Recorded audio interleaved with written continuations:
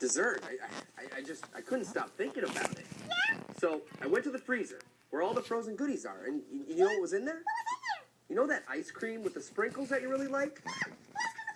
Yeah, the ice cream with the sprinkles. Yeah. I took that out, and I put even more sprinkles on it. Sprinkles? Yeah, and then I put some chocolate and strawberries and fudge on it too. Yeah. And I said to myself, you know who would really love to have this? Yeah. Me! So I ate it. Aww. But I love fudgy chocolate strawberry sprinkle ice cream. I know. And you know what? I was just finishing up the ice cream when I looked outside. It had just stopped raining. Yeah? Yeah, and all of a sudden this rainbow appeared. A rainbow? Uh-huh. It was so big and colorful, it lit up the entire sky. Yeah? Yeah, and you know what happened? What? It disappeared before I could tell you about it.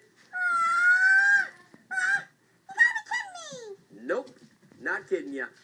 And you know what happened after that? What? The doorbell rang. Oh, really? Yeah. So I answered it. Yeah? And guess what it was? What? It was a whole group of cuddly animals.